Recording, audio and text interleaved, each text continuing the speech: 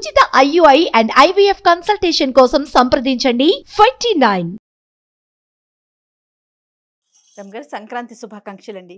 నీకు కూడా శుభాకాంక్షలు జయ. అలాగే సుమన్ టీవీ ప్రేక్షకులందరికీ మకర సంక్రాంతి శుభాకాంక్షలు. మరి ఎప్పట్లాగానే పండుగ యొక్క విశిష్టత ఎలా ఈ సంవత్సరం కొంచెం ఊపిరి పీల్చుకున్నాం నిజం చెప్పాలంటే. అవును, నిరుడు సంక్రాంతి భయంగానే వెళ్ళాము. అవునండి, అందులోకి ఈసారి కొంచెం ఫ్రీగా ఉన్నాం. కాకపోతే ఏదో ఒక గీత, ఒక చిన్న రెడ్ ఫ్లాగ్ ఎక్కడైనా ఉందేమో అనిపిస్తోంది. కరెక్ట్ అండి, అనిపిస్తోంది. కానీ మరి మన పరిధులకి లోబడి అవును పండగని బాగా ఎలా చేసుకోగలమో అలా చేసేసుకోవాలి. అంతే రమ్గారు, అంతే. అంటే జాగ్రత్తలకి అలవాటు పడిపోయాం కదా. అంటే ఏంటి ఎలా ఉండాలి అనేది అది తెలిసింది మనకి. కొంచెం మనం ఫ్రీ అయ్యాం.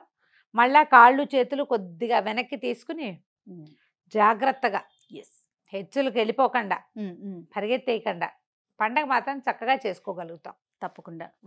మరి పండుగ రోజు ఏం చేయాలి? మకర సంక్రమణం. సూర్యుడు మకర రాశిలోకి ప్రవేశించడం. అయ్యప్పలు మకర సంక్రమణం అనగానే, సంక్రాంతి అనగానే మనకి అయ్యప్పలు జ్ఞాపకం వస్తారు కదా. ఈ రోజున స్వామివారి పూర్తి దర్శనం అవుతుందని అయ్యప్పని చూస్తామని ఎంతమందో భక్తులు జ్యోతి దర్శనానికి వెళ్తారు. మకర జ్యోతి దర్శనం అది ఒక ప్రత్యేకమైన కల్ట్ కదా. అటువైపు వెళ్ళేది. మనం మామూలుగా ఇంట్లో ఉండేవాళ్ళం ఏం చేస్తాం, భోగి నాడే తలంట్లు పోసుకుంటాం. సంక్రమణం నాడు తలంటి పోసుకోవటాలు అవి పెద్ద విశేషంగా చేయక్కర్లేదు. ముందు రోజే మనం బాగా అభ్యంగనాలు చేసేసి ఉంటాం కాబట్టి.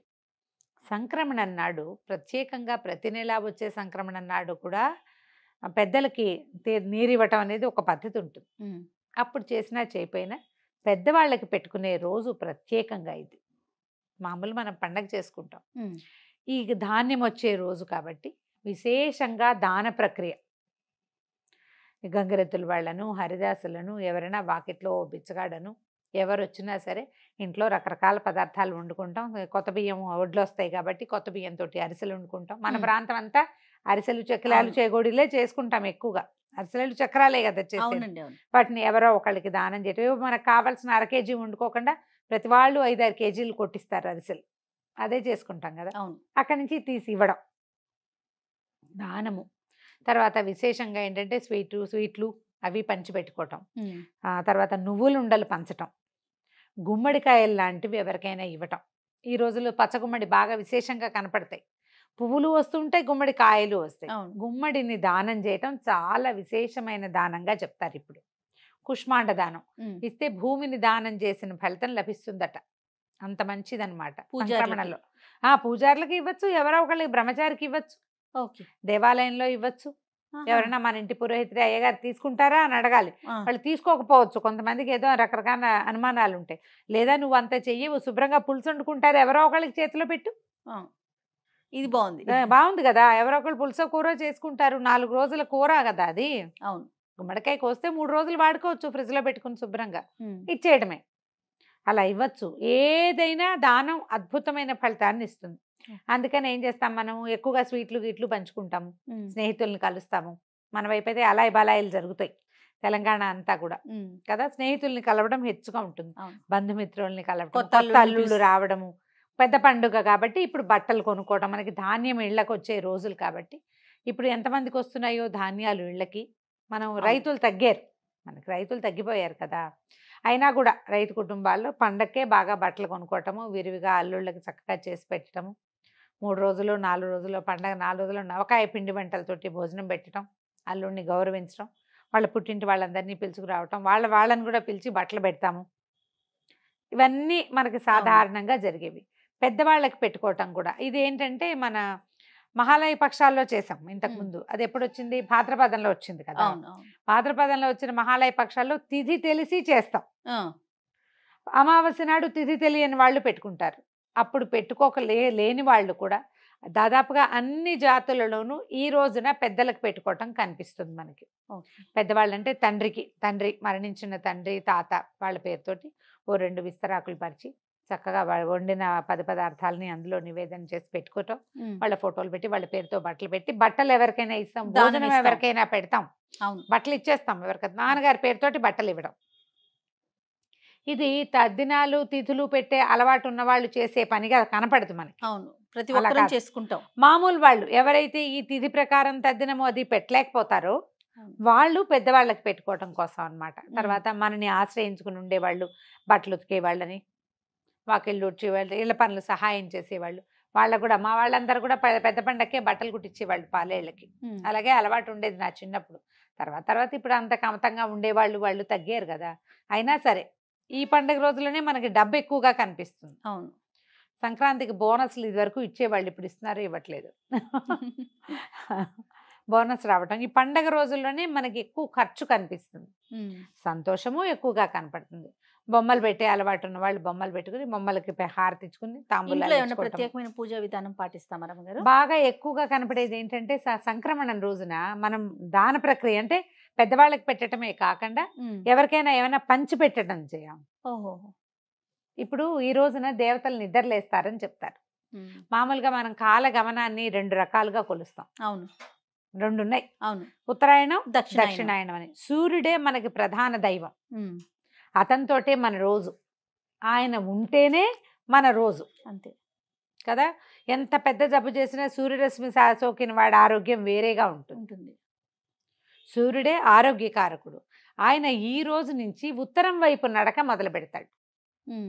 ఈ నడక ఉత్తరం అంటే పూర్తిగా ఉత్తరం మీదగా వెళ్ళిపోడు, ఉత్తరం వైపుకి వాలి ఉదయించడం మొదలు పెడతాడు. మన మామూలుగా మనం ఒక సంవత్సరము దేవతలకి ఒక రోజు అని చెప్తారు. ఈ ఒక రోజు అంటే అందులో పగలు రాత్రి ఉండాలిగా. ఒక రోజులో వాళ్ళ పగలు ఏది? ఈ ఉత్తరాయణ కాలం. ఈ మకర సంక్రమణం రోజున ఉత్తరాయణం ప్రారంభం అవుతుంది. ఇక్కడి నుంచి మళ్ళీ ఆషాఢ మాసం ఇంచుమించుగా అప్పటిదాకా ఉత్తరాయణమే నడుస్తుంది. ఆ తర్వాత వచ్చేది దక్షిణాయనం. అప్పుడు ఏం చేస్తాం మనం? మనకి ఎన్ని పూజలు వస్తాయి అప్పుడు. అవును, ఎన్ని పూజలు, ఎన్ని రకాల నోములు, తర్వాత ఎన్ని ఉపవాసాలు, ఎన్ని స్నానాలు, ఎంత హడావిడిగా ఉంటుంది. అదంతా ఉపాసనా కాలం. ఇది ఇప్పుడు దేవతలు సంతృప్తి పడే కాలం అన్నమాట. వాళ్ళు నిద్ర లేచి చూస్తారు మనని, నువ్వు ఎట్లాంటి పూజా విధానం చేస్తున్నావు, ఎలాంటి దాన ప్రక్రియ చేస్తున్నావు, నువ్వు ఎట్లా సూర్యారాధన చేస్తున్నావు. దీని తర్వాత వచ్చేది పుష్యం, తర్వాత వచ్చేది మాఘమే కదా. అవును, సూర్యారాధనే. ఇది ఒక రకమైన సూర్యారాధనే ఈ రోజున మనం మొదలు పెడతాం. పొద్దున్నే సూర్యుడికి నమస్కారం చేసుకోవటం, తలంటి అవసరం లేదు కాబట్టి చక్కగా స్నానం సంధ్య ముగించుకోవటం, దేవుడికి దీపారాధన చేసుకోవడం. ప్రత్యేక పూజలు అంటే పల్లెటూళ్ళల్లో కనపడేదైతే ధాన్య లక్ష్మి పూజ. పెద్దగా పూజగా ఏం చేయరు. ధాన్యపు కంకులు ఇలా ఏం చేస్తారు, వాటిని కట్టేసి వేలాడేస్తారు. పక్షులు హాయిగా తినడం కోసం కింద ధాన్యపు కంకుల్ని పక్షులకు ఆహారం చేస్తాము. తర్వాత ఏమో పశువులకి చక్క గారెలు అవి వండి పశువులకు కూడా పెడతారు. ఒక్కొక్క ఊళ్ళో ఒక్కొక్క ఆచారం కనిపిస్తుంది, ప్రాంతాల వారీగా మారుతుంది కదా. ఇప్పుడు పాలు పొంగించే ఆచారము అది మన ఆంధ్ర ప్రాంతాల్లో కంటే, అంటే ఆంధ్ర తెలంగాణ ప్రాంతాల్లో కంటే కూడా కొంచెం తమిళనాడు బార్డర్స్లో అక్కడ కనపడుతుంది. తమిళియన్స్ చేసుకుంటారు కాబట్టి పాలు పొంగించి చెరుగడతో కలపటాలు అవి మనం చెయ్యం, పెద్దగా మనం చెయ్యం. ఒకవేళ అలాంటిది ఏదైనా ఉంటే దీంట్లో మనం ప్రధానంగా గుర్తుపెట్టుకోవాల్సింది ఏంటంటే పండుగలు విధానాలు మన ఇళ్లల్లోవి, మన ఊళ్ళల్లోవి, మన ఇంట్లో ఏం చేస్తారో అది, మన పెద్దలు ఏం చేస్తారో మనం చేయటం. మనం అమెరికాలో ఉన్నాం, ఆస్ట్రేలియాలో ఉన్నాం, ఆఫ్రికాలో ఉన్నాం పోనీ, కానీ అక్కడ మన పండగ వాళ్ళు చేయరే. అవును, మన పండగ మనమే కదా చేసుకుంటాం. అప్పుడు మన పెద్దమ్మ మన అమ్మమ్మ ఎవరో ఒకళ్ళకి ఫోన్ చేసి పండగ రోజున ఏం చేయవో సంవత్సరం 2 ఏళ్ళు కనుక్కున్నారనుకో, 3వ ఏడాదికి మనకే తెలుస్తుంది. అంతే కదా. సోషల్ మీడియాలో ఫాలో అయ్యి వాళ్ళెవరో చేసే విధానాలు మాత్రం ఫాలో అవ్వద్దు. మనం సంస్కృతిని సాంప్రదాయాన్ని ముందుకు తీసుకెళ్లాలంటే ముందు వెనక్కి చూడాలి ఒకసారి. ఎప్పుడు కూడా వెనకాల ఏది ఉందో చూసుకుని దాన్ని ముందుకు తీసుకెళ్తే ఎందుకు పెట్టారో కొన్ని మనకు అర్థం కూడా. గోల్డ్ ఈజ్ గోల్డ్ కదా రమ్మగారు. కొన్ని విధానాలు ఈ విధానం ఎందుకు వచ్చింది అంటే దానికి పెద్ద సమాధానం ఉండదు. మన ముందు తరాల వాళ్ళు కూడా చెప్పలేకపోతారు. ఇదే మన అలవాటు, మన పద్ధతి. వాళ్ళు చేశారు, మనం కొనసాగించటమే. కొన్నిటికి రీజన్స్ మనకు అర్థమవుతుంటాయి. కొన్ని ఎవరైనా పెద్దవాళ్ళు చెప్తారు. రీజన్ తెలియనివి మన ఇళ్లలో ఉన్నప్పటికీ, మన ఊళ్ళల్లో ఉన్నప్పటికీ అది మనం కొనసాగిస్తూ ఉంటే మన పిల్లలకి మన మూలాల్లో నుంచి ఎంతో కొంత విజ్ఞానాన్ని ఇవ్వగలుగుతాం. ఎన్నో కొన్ని విధానాలని మన పిల్లల జీవితంలో జీన్స్ పరంగా రావాల్సినవి వస్తూనే ఉంటాయి. ఆ జీన్ సైక్లింగ్ ఉంది చూసావా, దాన్ని దెబ్బ తినకుండా ఉంచాలంటే ఈ రోజుల్లో ఇది తినాలి అని మన జీన్స్లో ఫిక్స్ అయిపోయి ఉంటుంది. అది డిస్టర్బ్ చేయొద్దు. అంతే. దానికి మన ఊళ్ళల్లో ఎవరైనా ఫ్రెండ్స్ చుట్టాలు ఎవరు లేరండి మాకు అంటారు. ఏ కజిన్సో లేకుండా ఎందుకుంటారు ఎవరికైనా? దానికి ఏం చేయాలి మనం? బాగా మానవ సంబంధాలు కాపాడుకోవాలి. మెరుగుపరుచుకోవాలి. ఎప్పుడు అంతే రమ్మగారు. ఎప్పుడు కూడా ఇప్పుడు మనం పండగ చేసుకోవాలంటే నువ్వే వండుకుని నువ్వే తింటే నీకేం సరదా ఉంటుంది? నువ్వు వండుకు తింటాం ఎందుకు? బయటకు వెళ్ళి కూడా తెచ్చుకు తినేసేయచ్చు. అవును. నువ్వే తినేటట్టయితే నలుగురితో పంచుకు తినాలంటే నలుగురు కలిసి చేసుకోవాలి దాన్ని. పండుగలు అందుకే కదమ్మా ఇంత విశేషంగా చేస్తాం. అవును. నలుగురిని కలవటం, స్నేహితుల్ని కలవటం, మనం చేసిన పదార్థాలు, మన ఇంట్లో చేసిన ప్రసాదాలు నలుగురికి పంచిపెట్టడం, మన సంతోషాన్ని ఇంకొకరితోటి పంచుకోవడం, అట్లా సోషలైజ్ అవ్వటం కోసమే పండుగలు ఇంత విశేషంగా చేస్తాం. ఇప్పుడు చూడు, ఇప్పుడు హైదరాబాద్ నుంచి బందరు, బెజవాడ, నర్సీపట్నం వైపు వెళ్ళిపోయే బస్సులు ఎట్లా విపరీతంగా వెళ్తాయో. స్పెషల్ బస్సులు వేసినా వేల కూడా కొద్దీ. చాలదు. అయినా సరే చాలదు. మనం అసలు రోడ్డు మీదకి వెళ్తే అక్కడికి చేరలేము, ఇంటికి రాలేము. ఆ పరిస్థితుల్లో చిక్కుంటాం. అందరూ ఊళ్ళకి పరిగెత్తాలనుకుంటారు.